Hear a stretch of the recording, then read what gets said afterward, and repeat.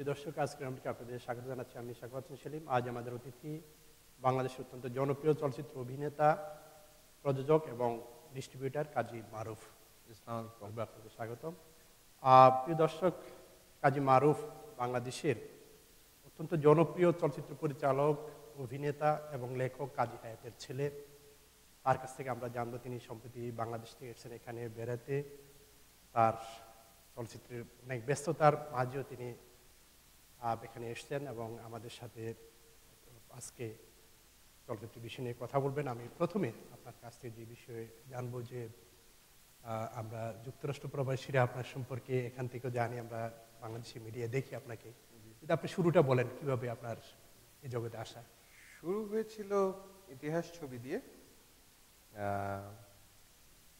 2000 সালে ঘটনা।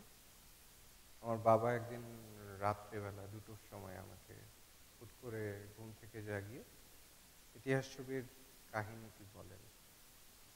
আমি বলি যে নাইস স্টোরি, অমুককে নিয়েও, অমুক নামটা বলছি না। তো আব্বা বলল যে আমি তো তোমাকে নিয়ে শুরু করতে যাচ্ছি। ঠিক এভাবে আমি তো তোমাকে নিয়ে শুরু করতে যাচ্ছি। আমি অবাক হয়ে গিয়েছিলাম, বিকজ আমি মনে করতাম, আমি কখনোই যদিও ফিল্ম পরিবারের, চলচ্চিত্র পরিবারের ছেলে, ছোটবেলা থেকে চলচ্চিত্র মানে আশেপাশে সবসময় চলচ্চিত্রই ছিল, তারপরেও আমি কখনো চিন্তা করিনি আমি নায়ক হব। Because I believe and I know that I don't look like a hero. হিরোরা যেরকম দেখতে হয় লালটু বল্টু, ওরকম আমি নই।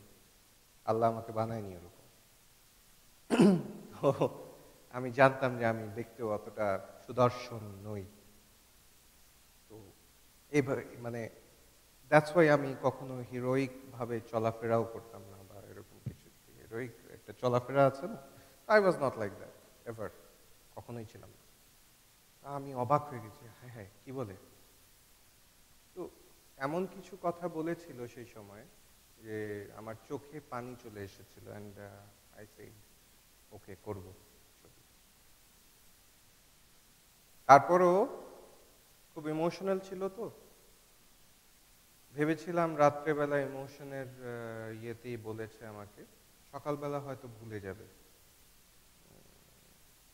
বা এটা এ পর্যন্তই, এই রাতেই শেষ হয়ে যাবে।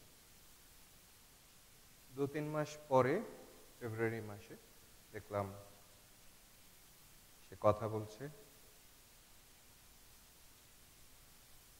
ইতিহাস ছবির সেট বানানোর বিষয়ে। তো আমি বললাম, আব্বা তুমি ইতিহাস আসলেই শুরু করছো? আমাকে বলল, তুমি কি মনে করেছো আমি তোমার সাথে ফাজলামি করছিলাম? বললাম না, ঠিক আছে। তো 22শে ফেব্রুয়ারি ইতিহাস ছবির কাজ শুরু হয়, শুটিং শুরু হয়, and that's how it started. এই তো শুরু হয়ে গেল ইতিহাস। ইতিহাস দিয়ে, ইতিহাস ছবি দিয়ে ইতিহাসে, চলচ্চিত্র ইতিহাস আপনি ঠাই করে নিলেন। ইতিহাস ছবি করার আগে অর্থাৎ চলচ্চিত্রে আসার আগে কি করছিলেন সে বিষয়টা? আই ওয়াজ স্টুডেন্ট, আমি এ লেভেলস করছিলাম। এ লেভেলস দিলাম 2000 সালের 2000 সালে এ লেভেল পরীক্ষা দিলাম, 2001-এ রেজাল্ট হলো। এর আগে চলচ্চিত্রের সাথে এইভাবে না, কোনোভাবেই সম্পৃক্ত ছিলেন না? বাবার বিজনেস বা না এসব না না, বিষয়গুলো নিয়ে? কোনো বিষয়ই না, কারণ বাবার শুধুমাত্র এখন পর্যন্ত বিজনেস একটাই, আমাদের সব মানে বিজনেস একটাই, দ্যাট ইজ ফিল্ম। আর কোনো বিজনেস নেই আমাদের। তো প্রথম ছবির ইতিহাসের যদি ইতিহাসটা বলেন, কিভাবে শুরু করলেন এবং সেখানে আপনার অভিজ্ঞতাটা যদি শেয়ার করেন। এই তো এভাবে শুরু করলাম। তারপরে এমন, যদিও আমি আবারও বলছি ফিল্ম পরিবারেরই, কিন্তু তারপরেও আমি কখনো মানে হয় হয় কি মানে ক্যামেরার সামনে আসা, এই যে আমি এখনো ক্যামেরার সামনে, এখন এটা আমার কাছে খুব একটা বড় বিষয় না, সামনে একটা ক্যামেরা, নির্বাক একটা বস্তু, কিন্তু আমার সব কিছু রেকর্ড হচ্ছে, সব কিছু মানে খুব নিখুঁতভাবে রেকর্ড হচ্ছে what ever I am doing, right? প্রথম দিকে I was very nervous with this machine. এই যে যন্ত্রটি দেখলে আমার একটু গলা ভাইব্রেট করতো, একটু নার্ভাসনেস থাকতো, এই জায়গাটা একটু ঘেমে যেত, এই জায়গাটা একটু ঘেমে যেত। সো ওটা ধরেন শুটিং শুরুর আগে বেশ কয়েকটা ইন্টারভিউ দিয়েছিলাম। ওই দিনই আর কি ইন্টারভিউ, মহরতের দিনই ইন্টারভিউ নেয় না, ওই ইন্টারভিউয়ের মধ্যেই ওই নার্ভাসনেসটা একটু কেটে গিয়েছিল।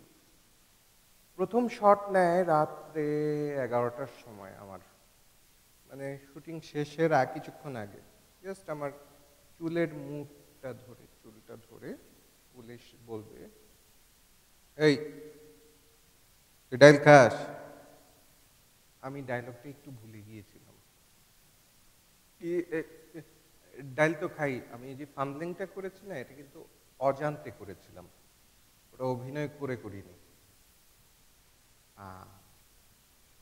সো ওই নার্ভাসনেসটাও তখন ওইটার জন্য আমার মনে হয় ভালো ছিল, অভিনয়টা আরো পারফেক্ট। সো আমার আব্বাও, আমি বলবো যে নতুন হিসেবে নতুনদেরকে নিয়ে এখনো আমি যে কাজগুলিও করি, এই যে একটু কিছুদিন আগে ফ্রম 2012 আমিও নতুনদের নিয়েই কাজ করছি। আমি যতগুলো ছবি করলাম, দেহরক্ষী, ইভটিজিং, সর্বনাশী ইয়াবা অ্যান্ড ছিন্নমূল লাস্ট করছি, এই সবগুলো ছবিতেই নতুন artist, all new artist.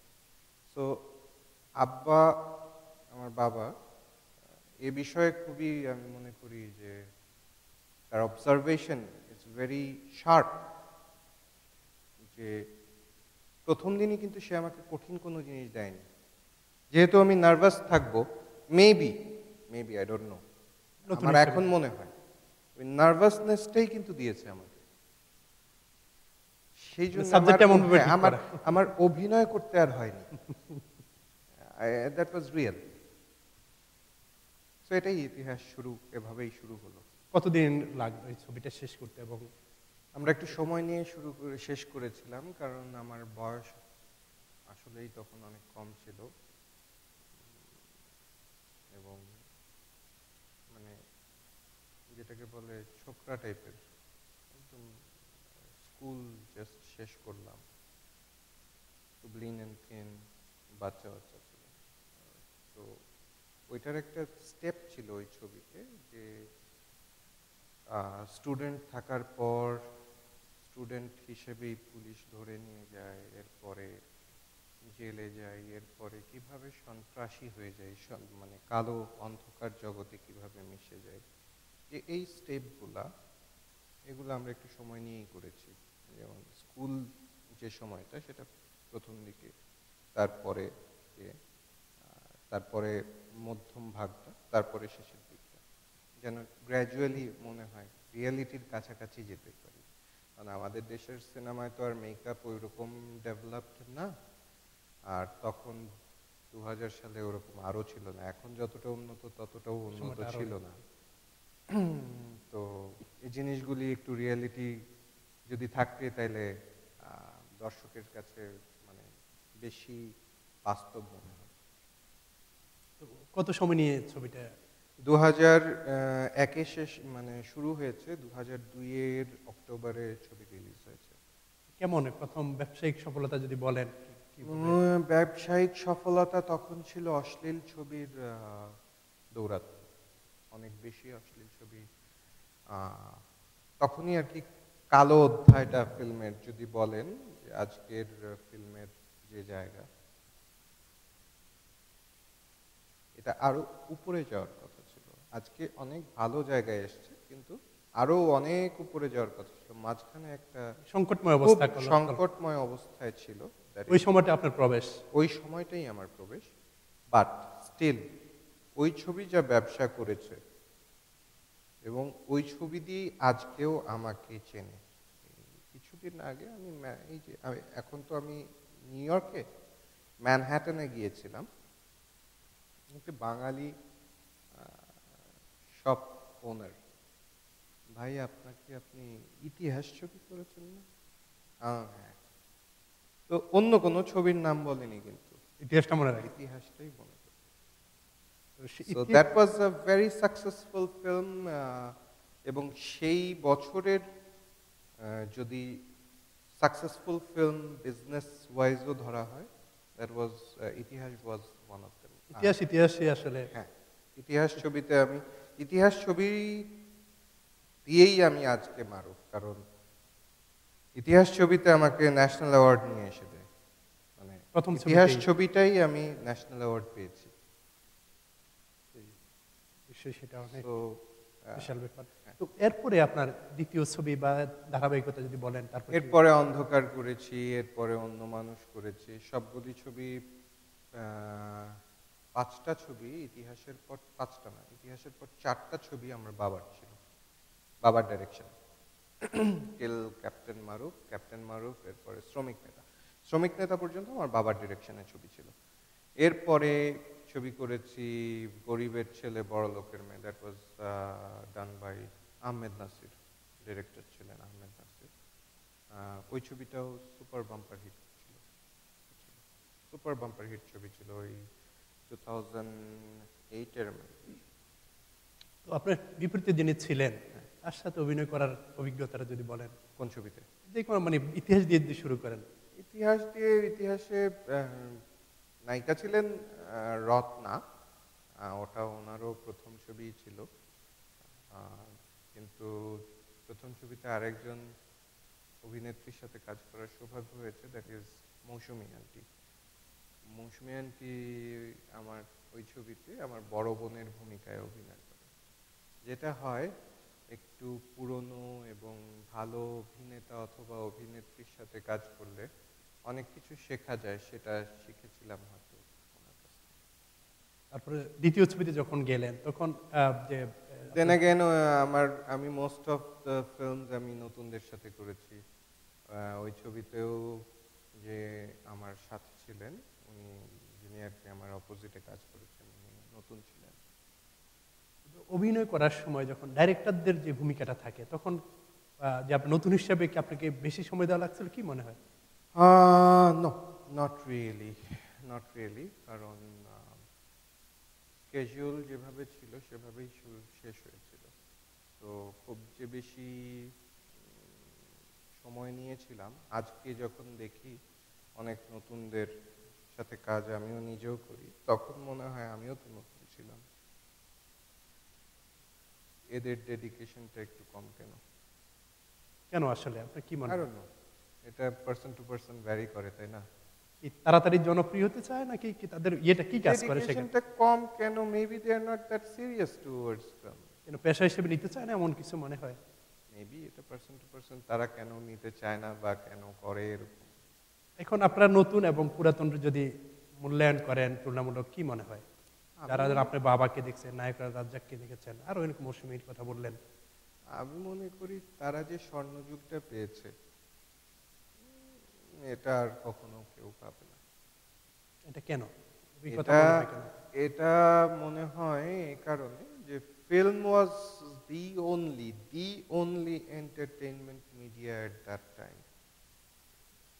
Film ছাড়া আর কোনো এন্টারটেইনমেন্ট মিডিয়া ছিল না। মানুষ এটা দেখত, এটা বোঝার চেষ্টা করত। ফিল্মে শুধুমাত্র কিন্তু নাচ গান বা অ্যাকশন ফাইট এগুলি থাকে না, একটি বিষয় থাকে, এই বিষয়টা বোঝার চেষ্টা করত। কিন্তু এখন যারা নির্মাতা, তারা এই জিনিসগুলি মাথায় রাখেন কিনা সেটাও জানি না। আর দর্শকও তো কমে গিয়েছে, দর্শক ভিন্ন মিডিয়ায় চলে গিয়েছে। লাইক বিনোদনের অনেক মাধ্যম আছে, এখন ক্রিকেট খেলাও কিন্তু একটা বিনোদন। আগে কিন্তু ক্রিকেট এরকম ছিল না, ক্রিকেট এত জনপ্রিয় ছিল না বাংলাদেশে, বা টেলিভিশন চ্যানেলসও এত ছিল না, বা ডিশ অ্যান্টেনার স্যাটেলাইটের দূরত্বও এত ছিল না। সো ভাগ হয়ে গিয়েছে তো মিডিয়া, এন্টারটেইনমেন্ট মিডিয়া কিন্তু ভাগ হয়ে গিয়েছে। কিন্তু এখানে যে ভারতীয় ছবির ভারতীয় বাংলাদেশে ছবি কোনো effect আমি করে কিনা আমি আপনি- মনে করি না ভারতীয় ছবি খুব বেশি এফেক্ট করে, কারণ এখনো আমার মনে হয় most of the people those who are our audience, যারা আমাদের audience, যারা আমরা মানে বাংলা ছবির যারা অডিয়েন্স, তারা ভারতীয় ভাষা বোঝে খুব বেশি এরকম নেই। আর যেই মানে যেই দেশের ভাষা না বুঝে, যেই দেশের ল্যাঙ্গুয়েজ আমরা বুঝতে না পারি, সেই দেশের সিনেমা কিন্তু কম দেখি, বা সে মানে সে জিনিসই কম দেখি আমরা। ভাষা না বুঝলে আমি কি দেখবো? হ্যাঁ, হয়তো গান দেখে, দ্যাটস আ ডিফারেন্ট স্টোরি। আর কিছুদিন আগে আমি একটি সিনেমার কাজে এখানে আসার আগে এসেছি 10 তারিখে এবং কলকাতা থেকে ফিরেছি ঢাকায় 28 তারিখে। তো কলকাতায় গিয়ে যেটা দেখলাম, ওদের সিনেমার ব্যবসা নেই, বাংলাদেশ থেকে আরো খারাপ অবস্থা। আরো খারাপ অবস্থা। এবং এই যে যে দেখছেন যৌথ প্রযোজনা হচ্ছে বা কিছু, বেসিক্যালি দিটস একটা এন্ট্রি লেভেল, তারা এন্টার করতে চাচ্ছে বাংলাদেশের মার্কেটে, টু ক্যাপচার বাংলাদেশ মার্কেট, আর কিছুই না। ওদের ওখানে ব্যবসা নাই। এই জন্য বাইরের দিকে তাদের হ্যাঁ, নজর। এবং তারা তো মধ্যপ্রাচ্য নাকি তাদের মার্কেট ভালো। কলকাতার বাংলা সিনেমা আমি বলছি, বাংলা সিনেমাটা শুধু, হ্যাঁ। হিন্দিটার কথা হিন্দিটার কথা আমি জানি না, আমি অত দূর যাইনি, সো আমি বলবো না। যেটা জানি সেটুকু নিয়ে বলবো। এখন এখন বাংলাদেশের যে যে অবস্থা, সেটা কি আপনি কি মন্দাবস্থা বলবেন নাকি কি এখন ভালো বাংলাদেশের যে অবস্থা সেটা একটু রাইজিং, কিন্তু এটার মানে পজিটিভ দিকগুলো আছে। পজিটিভ দিকগুলোকে যদি একটু ভালো দিকে ভালোভাবে নজরদারি করা যায়, সেগুলা কি? যেমন একটু কঠোর হস্তে পাইরেসি দমন করতে হবে। আমি একটি ছবি করেছি সর্বনাশা ইয়াবা গত বছর, ছবিটি খুবই ভালো গিয়েছে। সেকেন্ড উইকে আমার ছবির মানে পাইরেটেড কপি ইউটিউবে চলে এসছে। It's not done.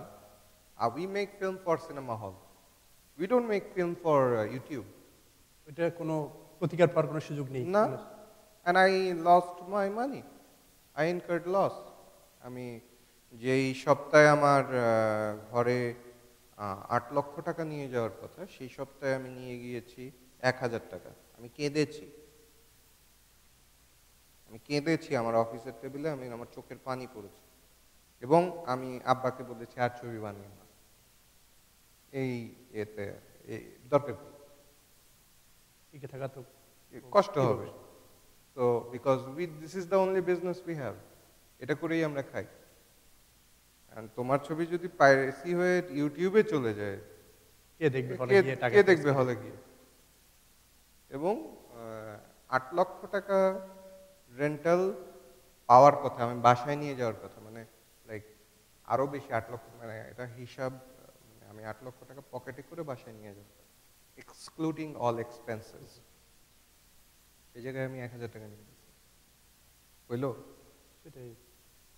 আর কি সমস্যার কথা? প্রাইভেসি এবং পাইরেসি, এবং এই যে এখন ধরেন এটা আমেরিকা, এটা এই নিউ ইয়র্কের সাথে যদি আপনি ঢাকা সিটির ইলেকট্রিসিটির তুলনা করেন, তাহলে কি হইল? কিভাবে সম্ভব, নাই? রাইট? এখানে এক টাইম স্কোয়ারে যত বাতি জ্বলে, সারা বাংলাদেশে এত বাতি জ্বলে কিনা সন্দেহ, রাইট? তাহলে কেন ইন্ডিয়ান চলচ্চিত্র আমদানির চিন্তা বা ইয়ে করা হচ্ছে? সরকারিভাবে সরকার যদি চায়, সরকার তো সবকিছু বন্ধ করতে পারে। সবার নাকের ডগায় চলছে, তার মানে সরকার জানে, তার মানে সরকার চায়, তার মানে সরকার চায় আমাদের দেশে যারা যে মানুষগুলো করে খাচ্ছে সিনেমার দ্বারা, সিনেমা যাদের জীবিকা মানে জীবিকা নির্ভর করে, মানে জীবন জীবিকা দেয় আর জীবিকা দেয়, like those who are earning from film, তাদের এই আর্নিং সোর্সটা নষ্ট করে দেওয়া হচ্ছে আমদানির মাধ্যমে। হ্যাঁ, কেন? কি দরকার? সেটা কি সরকার? ইন্ডিয়া তো নিজেই, মানে আমি তো দেখে আসলাম তাদেরই অবস্থা খারাপ। তুমি কি ভারতীয় চলচ্চিত্রকে বাঁচানোর একা নিয়েছেন। ওইটা কি আপনার সরকারের সাথে এই বিষয়ে কথা বলেছেন আপনারা? আমি আমি কি যে আই এম আপনাদের নাথিং, সমিতি রয়েছে আই আপনাদের, don't know, I am not nothing. এটা আমি জাস্ট এমনি একটা কথা বললাম, বিকজ আসার আগে আমি দেখে এসেছি। আমিও ভেবেছিলাম মনে হয় ওদের ব্যবসা অনেক আমদানি অনেক অলরেডি শুরু হয়ে কিছু। গেছে। আমদানি না, এই যে যৌথ প্রযোজনাই বলেন, হ্যাঁ? যৌথ প্রযোজনা মানে হিরো ওখানকার অথবা হিরোইন ওখানকার। তাহলে আমার এখানকার হিরোইনটাকে না খেয়ে মরবে তো, আমার এখানকার হিরোটা তো না খেয়ে মরবে। ইনভেস্টমেন্টটা কার সেখানে? ইনভেস্টমেন্ট এটা তো জানি না, এটা বললে তো খারাপ শোনাবে। আই হ্যাভ ডাউট যে এখানে বাংলাদেশি ইনভেস্টমেন্ট আছে কিনা, এটাও Indian investment, I have doubt. এ বিষয়ে আর কি কি সমস্যার কথা বললেন যে এইটাই এই দুইটাই বড় ধরনের? এই দুইটাই বড় ধরনের সমস্যা, আর এই দুইটাই, আর কিছু না। বাংলাদেশের দর্শক, they are very much helpful for the film. দর্শক খুবই ভালো। এটা আপনি একটা কথা বললেন যে আরেকটা কারণ যে জিনিসটা যে এখন যারা নতুনরা যারা আসে, ডেডিকেশনের কথা যে বললেন, সেটা একটা অন্তরায় কিনা? ওটা না, এটা খুব একটা ইয়ে না। ডেডিকেশন যদি থাকে সে টিকবে, ডেডিকেশন না থাকলে সে টিকবে না। কিন্তু চলচ্চিত্র এখনকার আগে যারা যেমন শিল্পী যারা ছিলেন আগে আর এখনকার যারা, যদি আপনি মানটা কেমন বা দর্শকরা কতটুকু তাদেরকে ওই গ্রহণ যে করছে? বললাম, আগের দিনে সম্মানও ছিল, দর্শক থেকেও সম্মান পেতাম আরো বেশি। সিনেমাই ছিল একমাত্র মিডিয়া। সবকিছুই কিন্তু যখন রাজ্জাক সাহেবের সাথে আমার তুলনা করলে তো হলো না। রাজ্জাক সাহেব যেই পরিচিতি পেয়েছে বিশ্বব্যাপী বিশ্বব্যাপী, আর সেটা আমরা পাবো না, পাবোই না। কারণ সিনেমা তখন ছিল একটাই। এখন কিন্তু আমার শাহরুখ খানের সিনেমার সাথে কম্পিট করতে হয় বাংলা সিনেমা। বলতে পারেন কই ইয়ে তো ইন্ডিয়ান সিনেমা তো রিলিজ হয় না, হিন্দি সিনেমা হ্যাঁ হয়, স্যাটেলাইট তো বন্ধ করে রাখা যায় না। বা ডিভিডি যে আসছে, বজরঙ্গি ভাইজান যে রিলিজ হচ্ছে বাংলাদেশের ডিভিডিতে, ওটা তো 10 টাকা দিয়ে কিনে বাংলাদেশের দর্শক দেখছে, রাইট? আমার তো কম্পিট করতে হয় তার সাথে। আর এখানে কি যে আপনি সমস্যার কথা বললেন, পাইরেসি এবং আমদানির কথা বা যৌথ প্রযোজনা, এটা ইদানিং এটা কমে যাবে, এটা কমে যায়। আরেকটা যে বিষয় যে সিনেমা হলের কি অবস্থা, দেশব্যাপী যে সিনেমা হলগুলো রয়েছে সিনেমা সেখানে কোন হলগুলো আপনাদের যে সমস্যা? এখন যদি ভালো ছবি না থাকে, দর্শক যদি সমাগম না হয়, সিনেমা হলের ব্যবসাও তো থাকবে না। সেই লোকটাই বা ইনভেস্ট করে, সেই লোকটাই বা রিইনভেস্ট করবে কি করে, সিট নতুন সিট লাগাবে কি করে, রাইট? সম্ভাবনা দেয়ার আর লট অফ কমপ্লিকেশনস। আর ইদানিং শুনেছি একটা ভালো উদ্যোগ আছে সরকারের, সরকার শুনলাম ঋণ দিচ্ছে সিনেমা হলের মালিকদেরকে, যারা ঋণ নিয়ে তাদের সিনেমা হলগুলো রেনোভেট করতে পারবে। সেটা আরেকটা বিষয় আমরা প্রায় শুনি যে সিনেমা হলে ফ্যামিলির সবাইকে নিয়ে যাওয়ার মতো পরিবেশ অনেক সময় থাকে না, বা সেই ধরনের কাহিনী, সেই ধরনের সিনেমা। এটা ভুল কথা, এটা পার্সন টু পার্সন ভ্যারি করে।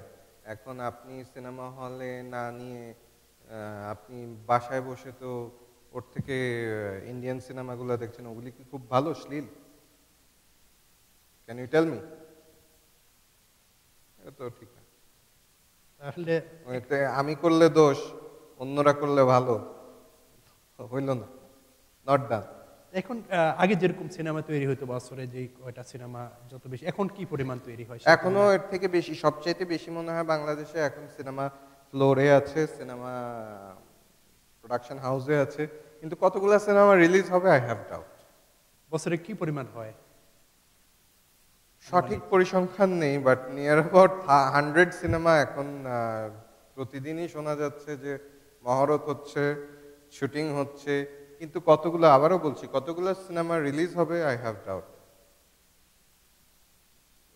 যদি কারণ এইসব সিনেমা যেগুলি বানানো হচ্ছে, এগুলিও আরেকটা ব্যাড এফেক্ট হচ্ছে কি, এগুলি রিলিজ হলে সিনেমা হল থেকে দর্শক আমরা বিদায় করে দিচ্ছি, যে এগুলি সিনেমার মানদণ্ডে পড়ে না, আমার কাছে পড়ে না।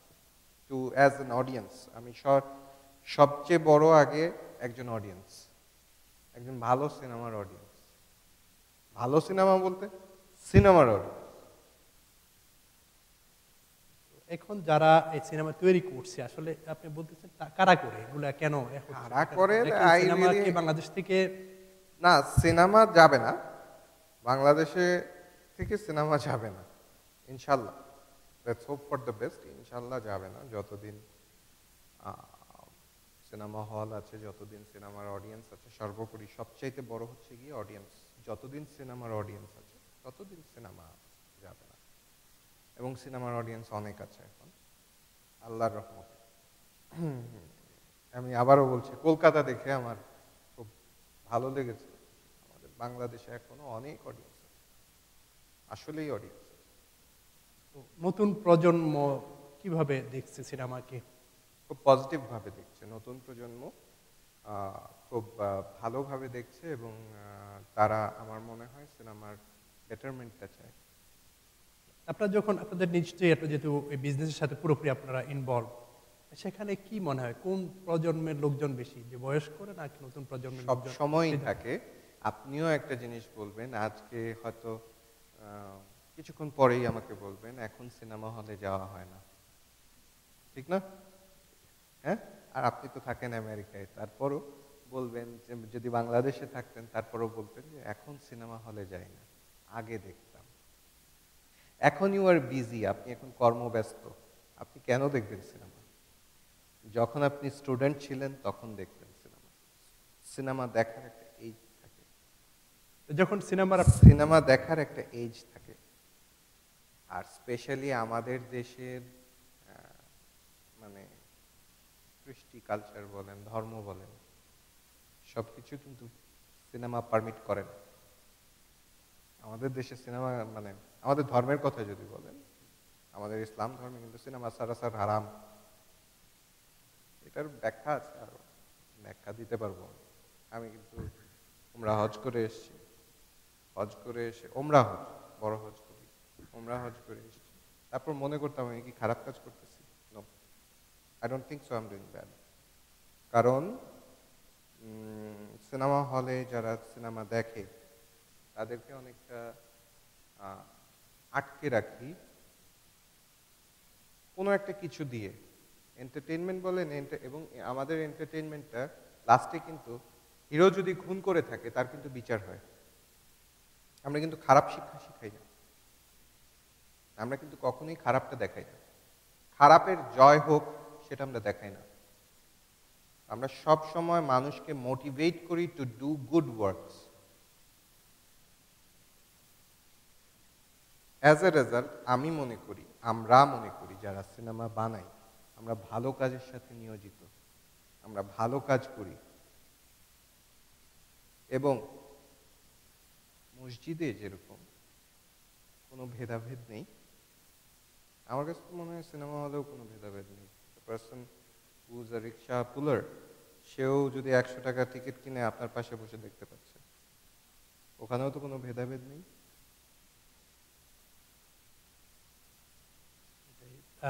ধর্মের কথাটা যেহেতু বললেন, আসলে ধর্মের ইয়েটা আপনাদের ছবিতে কতটুকু থাকে, সেখানে ধর্মের বিষয়টা? সে ভালোভাবেই থাকে। আমি আবার বললাম যেটা, আমরা কিন্তু কখনোই কোনো খারাপ কিছুকে প্রমোট করি না, যে খারাপটা করো বা মিথ্যা কথা বলো। ভিলেন কিন্তু সবসময়ই মারা যায়, ভিলেনের মারা না গেলেও ভিলেনের শাস্তি হয় কিন্তু প্রতিটা ছবিতেই। এমন হয় না যে ভিলেনকে আমরা জয়ী দেখাই, বা ভিলেন কোনো ছবিতে এমন একটা ছবিতে দেখাইতে পারবেন না যে ছবিতে ভিলেনকে বড় দেখানো হয়েছে। ছবির শেষার্ধে ভিলেনকে কিন্তু কখনো বড় দেখানো হয় না, খারাপের পরাজয় হয়। এবং আমাদের ধর্মেও কিন্তু, সব ধর্মে, আমাদের ধর্মে না, সব ধর্মেই কিন্তু এটাই বলা আছে, খারাপ কাজ করো না। শিক্ষা দেওয়া হয়, ভালো শিক্ষা। চলচ্চিত্র অভিনয় করার আপনার মোটামুটি যে সময় হয়েছে, এই সময়ের মধ্যে যদি অভিনয় করার সময় বড় ধরনের কোনো দুর্ঘটনার সম্মুখীন হয়েছেন কিনা, বা এমন কোনো ক্রিটিক্যাল অবস্থার মধ্যে পড়ছেন? এরকম কোনো সমস্যায় পড়িনি আজ পর্যন্ত, আল্লাহর রহমতে। কারণ আমরা শুনি যে যখন অভিনয় করার সময় অনেকে অনেক রকমের না, সমস্যা। এরকম কোনো সমস্যায় পড়িনি। আর সেই অভিনয়ের যদি খুব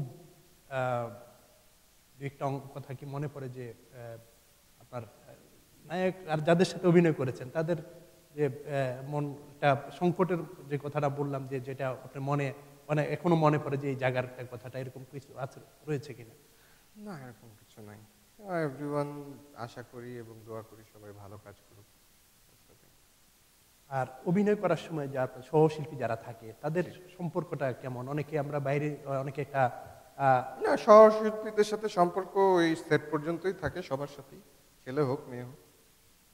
এই জায়গাটা এরকম, উই অল আর, মানে আমরা সব সব প্রতিজনই তো এক একটা পণ্য। ইফ ইউ থিঙ্ক লাইক আমি আমাকে সেল করি, আপনি আপনাকে সেল করেন, সো এ পর্যন্তই। এরপরে যে সম্পর্ক, দ্যাট আমি কাউকে দেখিনি যে ওরকম খুব বেশি কারোর সাথে সম্পর্ক আছে। যেটা থাকে সেটা মানে আপনার প্রফেশনালিজম থেকেই থাকে এবং সেটা প্রফেশনের খাতিরেই থাকে, প্রফেশনের বাইরে থাকে না। একজন অভিনয় শিল্পী হওয়ার জন্য আসলে তার কি কি শিক্ষার যে বিষয়টা থাকে, অথবা কোনো প্রাতিষ্ঠানিক শিক্ষার প্রয়োজন কতটুকু, সে বিষয়ে যদি বলেন। অবশ্যই প্রাতিষ্ঠানিক শিক্ষার কতটা গুরুত্ব আছে এবং কতটা কি আছে সেটা আমি জানি না, বাট সুশিক্ষিত হওয়ার ব্যাপারটা আছে, জীবন বোধের ব্যাপারটা আছে। এখন আমার ছবিতে, আপনার ছবি ধরেন, একটা ডায়লগ আছে যেখানে তার, যেমন আমারই এক ছবিতে ছিন্নমূল সিনেমার একটি ডায়লগ, সেটা হচ্ছে গিয়ে, মেহেদি পাতা দেখেছ, দেখতে সবুজ ভেতরে লাল, আমিও ঠিক ওই মেহেদি পাতার মতো। এটা যদি আমি উইদাউট ইমোশন বলে ফেলি, বা ডাইরেক্টর বোঝানোর পরও যদি না বুঝি, তাহলে তো হলো না। এই কথাটার তো একটা মর্ম আছে। এই যে শব্দটা বললাম, এই সেন্টেন্সটা, এটা তো একটা মর্ম আছে, যে এটা তো একটা ব্যথা থেকে বলা। ব্যথাটা ডিরেক্ট না বলে ইনডিরেক্টলি ব্যথাটা বোঝানো, যে দেখতে সবুজ কিন্তু ভেতরে লাল। তো অনেকে সুশিক্ষিত না হলে তো বুঝবে না, সেই আবেগ, সেই আবেগটা তো বুঝতে হবে। তো চলচ্চিত্র অভিনয় করতে গিয়ে আপনার বিভিন্ন দেশের অভিনেতাদের অভিনয় দেখেন, বিভিন্ন চলচ্চিত্র দেখেন বিভিন্ন দেশের, তো বাংলাদেশের অভিনেতা এবং বাংলাদেশের সিনেমার মান যদি আপনি অনেক ভালো, বিশ্লেষণ করেন। অনেক ভালো। এবং সেখানে আসলে কি কাহিনী, কেউ কেউ বলেন যে অন্য দেশের কাহিনীকে, অন্য দেশের কাহিনী যদি বলেন, তাহলে আমি বলবো যে ওয়ার্ল্ডে মনে হয় 100টা অরিজিনাল সিনেমা আছে। জীবন থেকেই কিন্তু সিনেমার হয়, কি যেন বলে, গল্প তৈরি হয়। এবং সিনেমার গল্প কিন্তু এরকম না যে লাস্টে একটা কোনো এন্ডিং ছাড়া। ওই যে এন্ডিং বললাম, একটা আছে কিন্তু আমাদের, এটা বানাইতেই হবে, এর বাইরে যেতে পারবেন না। You can't go beyond this framework. 5টা গান থাকবে। আমি কমার্শিয়াল সিনেমার কথা বলছি, আমি আর্ট সিনেমার কথা বলছি না। 5টা গান থাকবে, 2টা ফাইট থাকবে, লাস্টে ভিলেনের পরাজয় হবে, হিরোর জয় হবে। মানে একটা ছকের মধ্যে, একটা ছকের মধ্যেই কিন্তু থাকবে। এখন যদি আমি ভিলেনের জয় দেখাই, হিরোর পরাজয় দেখাই, তাহলে তো হবে না। তাহলে তো আমি মানুষকে খারাপ শিক্ষা দিচ্ছি, তাই নয় কি? আমি আমি মানুষকে বুঝাচ্ছি, তাহলে তুমি ভালো কাজ করো না, খারাপ কাজ করো, সেটাও দেখাতে পারবো না। বাংলাদেশের সিনেমার এখন কোন ছবিটাকে বেশি দর্শকরা গ্রহণ করে, যে সামাজিক ছবি? ভালো সিনেমাকে গ্রহণ করে সব সময়, সব সময়। সামাজিক, রোমান্টিক বা অ্যাকশন কোনো কথা না আমার কাছে। ভালো সিনেমাটা গ্রহণ করে, আর ভালো মন দিয়ে বোঝা যায় দেখার সময়, আরে সিনেমাটা ভালো, তো ওই সিনেমাটাই গ্রহণ করে। এখন বাংলাদেশের যে সিনেমার যে মন্দাবস্থার কথা বললেন, এখানে আসলে কি পেশা হিসেবে না, আমি মন্দা অবস্থা বলিনি, মন্দা অবস্থা নাই, এখন কাটিয়ে উঠছে, সেটা কাটিয়ে উঠেছে এবং আল্লাহর রহমতে ভালো জায়গায় যাবে যদি সরকার একটু নজরদারি করে, খুব ভালো জায়গায় যাবে। নজরদারি কি ধরনের নজরদারি? ওই যে বললাম, ওই যে পাইরেসি, কিছু কিছু ডোরও ক্লোজ করতে হবে তাদেরই। এত উদার হলে হবে না। কেন এত উদার? কেন? কারণ এখন কি চলচ্চিত্র যে এটা কি শিল্প বলার মতো অবস্থা কি এখন আছে? কি মনে সব হয়? সময় শিল্প ছিল, এখনো শিল্প আছে। কেউ কেউ আবার দ্বিমত পোষণ করেন যে আসলে শিল্প যে এখানে পেশা হিসেবে নেওয়ার মতো, এখান থেকে income যারা যে- পেশা হিসেবে নিতে পারে না তাদের নিজেদের কোনো প্রবলেম আছে। আমি তো আমার জীবনের I did my O levels, A levels, I did graduation from London. তারপরেও তো আমি এখানে পেশা হিসেবে নিয়েছি, আমার অন্য কোনো ব্যবসা নাই ভাই। এই আমিও এটাকে যদি নিতে পারি তোমরা নিতে পারবে না কেন? নতুন যারা নতুনদের, আপনি একজন নতুন হিসেবে এখন নতুন, আমি সব আপনার- সময়ই নতুন। তো আরো আমি যারা- মনে করি আমি সব সময়ই নতুন, কারণ যখনই একটা নতুন সিনেমা করি ওটা তো নতুন আমার কাছে, আমিও নতুন। আর এখন যারা আসবে পেশা হিসেবে নিতেছে তাদের প্রতি আপনার পরামর্শ কি? কোনো পরামর্শ নেই, খালি বুঝে কাজ করা, that's it. Very direct and very shortcut, খুব বেশি উপদেশমূলক না। ওগুলি বই বা বা কোনো আর্টিকেলে ভাল লাগে পড়তে, জীবনের সাথে কোনো মিল নেই।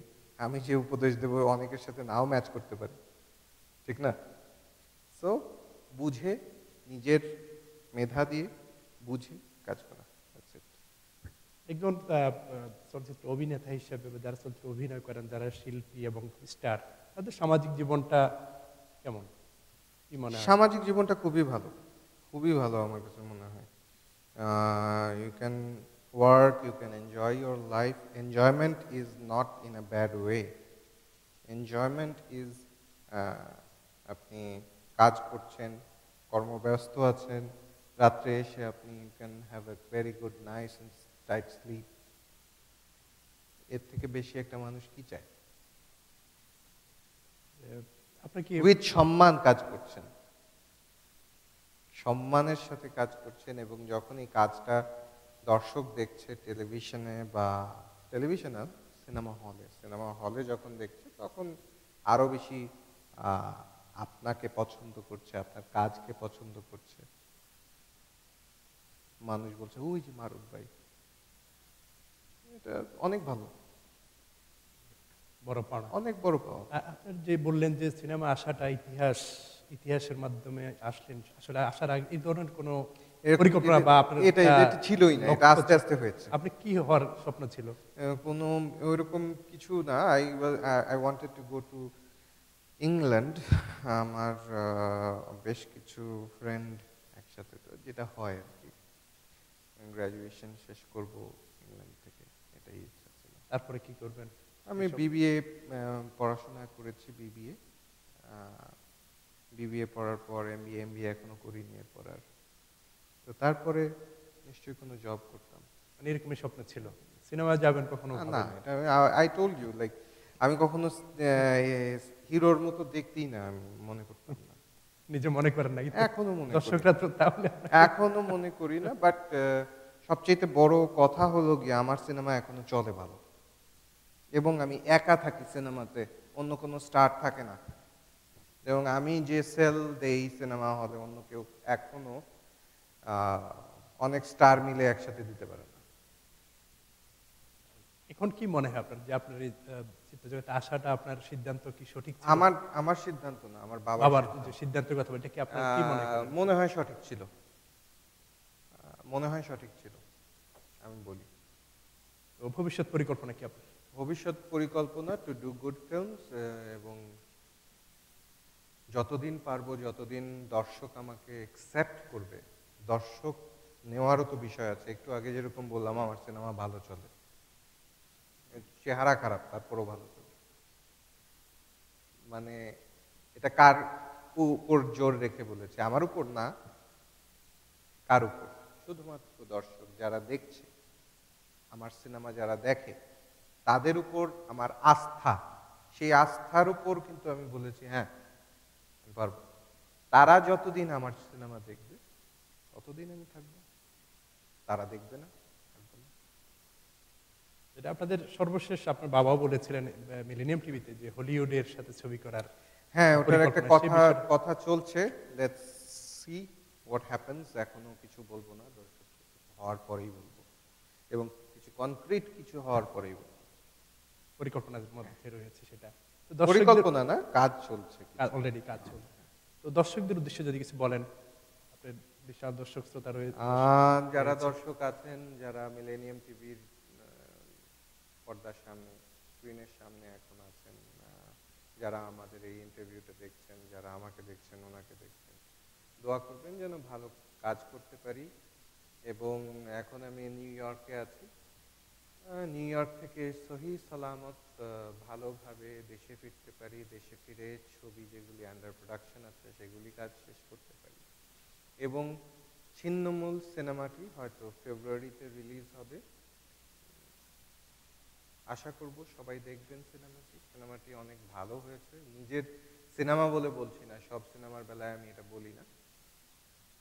সিনেমাটি দেখে যদি খারাপ লাগে সেটাও বলবেন, এবং খারাপভাবেই বললেন, নো প্রবলেম। Thank you. আর সিনেমার স্মরণীয় কোনো কথা এই মুহূর্তে মনে পড়ে আপনার? না, ওরকম কিছু মনে পড়ে না।